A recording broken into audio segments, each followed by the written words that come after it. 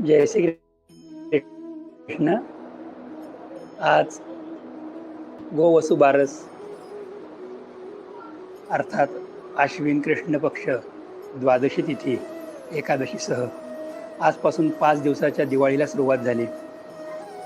आपण सर्वजण अत्यंत आनंदाने दीपावली उत्सव जो आहे दीपोत्सव साजरा करणार आहोत. आपणा सर्वांना आनंदवन संस्थान सोनगीर श्री गुरु गोविंद महाराज यांचे दीपावलीसाठी अनेक उत्तम आशीर्वाद आणि माझा सर्वांना प्रेमपूर्वक जय श्री कृष्ण. आज आपणा सर्वांना आवर्जून भेटण्याचे प्रयोजन दीपावली संबंधातून आपल्याशी काही चर्चा करावयाची आहे. उद्या धनत्रयोदशी आहे आणि धनत्रयोदशीला अर्थातच लक्ष्मी कुबेराचं पूजन करायचं असते. जे वह्या चोपड्या त्याचं पूजन करतात ते वह्या चोपड्या आणणे त्याचं पूजन करण्याचाही उद्याचाच मुहूर्त आहे. दुपारी 12:01 ते 12:40 या कालखंडामध्ये आपण वह्या चोपड्या ह्या आणाव्यात आणि त्या संबंधातली आपल्याची नित्याची जी परंपरा आहे ती आनंदाने साजरी करावी. सायंकाळच्या वेळेला आपण घरी धनलक्ष्मीचे पूजन करावे. उद्याच्या दिवशी विशेषत्वाने आरोग्याच्या प्राप्तीसाठी म्हणून आपण धन्वंतरी भगवंतांचा जप करायचा आहे की ज्या धन्वंतरींचं प्राकट्य समुद्रमंथनाच्या वेळेस झालं होतं त्यावेळेला आवर्जून आपण धन्वंतरीचा जप करावा म्हणजे वर्षभर आरोग्य प्राप्त होतं. धन्वंतरीचा मंत्र सर्वांना माहिती आहे तरी मी पुन्हा एकदा सांगणार आहे. हा मंत्र अत्यंत सिद्ध असून आरोग्य देणारा आहे. उद्याच नव्हे तर एरवीसुद्धा स्नान करताना 7 वेळा या मंत्राचा जप प्रत्येकाने करावा अशी मी आपल्याला प्रेरणा देतो. मंत्र असा आहे: अच्युतानंत गोविंद नामोच्चारण भेषजात नश्यन्ति सकला रोगाः सत्यम सत्यम वदाम्यहम. हा धन्वंतरी भगवंतांचा मंत्र आहे. हा उद्याच्या दिवशी किमान 108 वेळा तरी जप करावा. आणि विशेषत्वाने जे वैद्यकीय व्यवसायामध्ये आहेत त्यांनी उद्या धन्वंतरींची पूजा अवश्यमेव करावी. काही लोक सांगतात की धणे गूळ आणले पाहिजे, त्याचं पूजन केलं पाहिजे. आपली परंपरा असेल त्याप्रमाणे त्याचं पूजन करावे. त्याचबरोबर सायंकाळी किंवा रात्रीच्या सुमाराला आपल्या घरातली जी लक्ष्मी आहे सोनं चांदी त्याचे पूजन करण्याचे एक प्रघात आहे. त्याबरोबर सर्वात महत्त्वाची गोष्ट जर उद्या कोणती असेल तर यमाच्या नावाने दक्षिण दिशेला एक दिवा लावायचा आहे. ज्याची ज्योत दक्षिणेकडे असेल काळ्या वातीचा दिवा करावा आणि तो तेलाचा दिवा असावा आणि तो आपल्या दारातल्या उंबरठ्यामध्ये ठेवावा किंवा जिथून दक्षिणेकडून आपल्याकडे घरामध्ये येणारा प्रवेश असेल त्या ठिकाणी तो ठेवावा आणि यमाच्या दृष्टीने पूजन करून प्रार्थना करावी. घरातल्या सर्वांना आरोग्य द्या आणि कोणाचाही अपमृत्यू होऊ देऊ नका. जे उद्याच्या दिवसभरातले 3 महत्त्वाच्या गोष्टी आहेत: वह्या पुस्तकं किंवा कॉम्प्युटरचे पूजन करा, सायंकाळी लक्ष्मीचं थोडक्यात घरातल्या घरात कोणाला नकळत पूजन करा, धन्वंतरी मंत्राचा जप करा आणि संध्याकाळी न चुकता दक्षिण दिशेला काळ्या वातीचा दिवा लावायचा आहे. परवाच्या दिवशी अर्थातच काहीच नाही आहे. त्यानंतरचा जो पुढचा दिवस आहे त्या दिवशी आपल्याला नरक चतुर्दशीचा विचार करावयाचा आहे. नरक चतुर्दशीला पहाटे लवकर उठून मंगल स्नान करावे. अंगाला तैलादी सुगंधित द्रव्याचं आणि वापर करून उत्तम अशा उठण्यानी वगैरे स्नान करावे.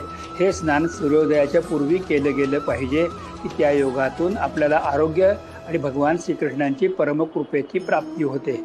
नरक चतुर्दशीचं महत्त्व विशेषत्वाने आहे. आता एका समज गैरसमजाविषयी आपल्याशी बोलायचं आहे. सध्या व्हॉट्सॲप विज्ञानामधून खूप जणं वेड्यावाकडं काही प्रचार प्रसार करतात की लक्ष्मीपूजनाच्या मुहूर्तासंबंधातून वेगवेगळ्या स्वरूपाची चर्चा होत आहे की लक्ष्मीपूजन हे 31 तारखेला करायचं का 1 तारखेला करायचं. मी ह्यापूर्वी आपल्या सर्वांना मेसेज पाठवलेले आहेत. त्याप्रमाणे 1 तारखेलाच लक्ष्मीपूजन सर्वांनी करावयाचे आहे. लक्ष्मीपूजनाला वेगवेगळ्या प्रकारचे 3-4 मुहूर्त दिलेले होते. दुपारी 3:05 पासून आपण 5:15 पहिल्यांदा लक्ष्मीपूजनाची मुहूर्त वेळ आहे. जे सायंकाळी लक्ष्मीपूजन करतात त्यांनी सायंकाळी 6 वाजल्यापासून रात्री 8:30 वाजेपर्यंत लक्ष्मीपूजन करावं. आणि व्यवसायाच्या दृष्टिकोनातून जे काही लक्ष्मीपूजन करतात त्यांनी रात्री 9:10 ते 10:45पर्यंत लक्ष्मीपूजन करावं.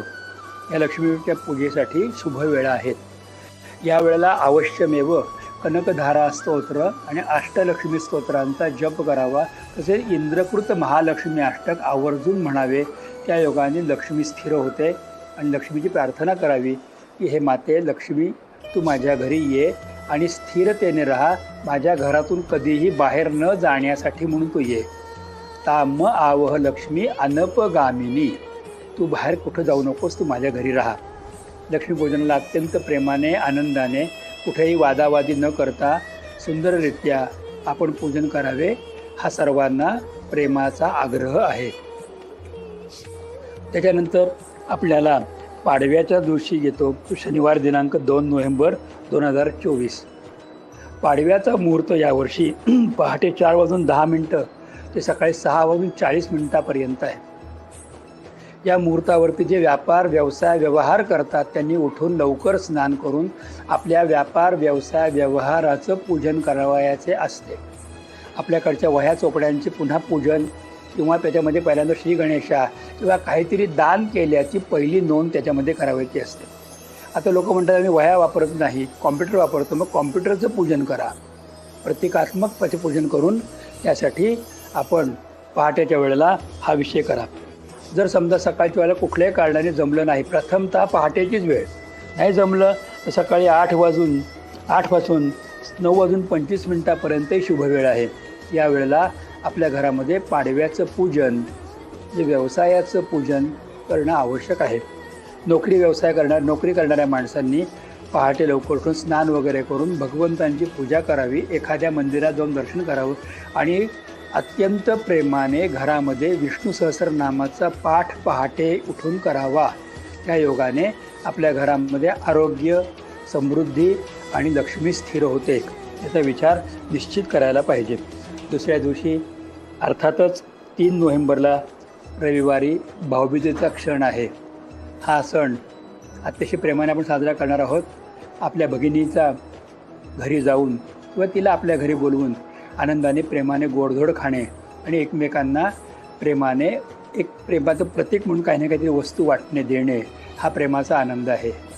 याप्रमाणे जे अत्यंत प्रेमाने, निष्ठेने, विश्वासाने भगवान श्रीकृष्ण परमात्म्यांचं स्मरण करून दीपावली साजरी करतात, त्यांचं संपूर्ण वर्ष आनंदात, सुखात, समृद्धीत जात असतं. तेव्हा सर्वांनी दीपावली पूजनाच्या सह दीपोत्सवाचा आनंद करावा. जास्तीत जास्त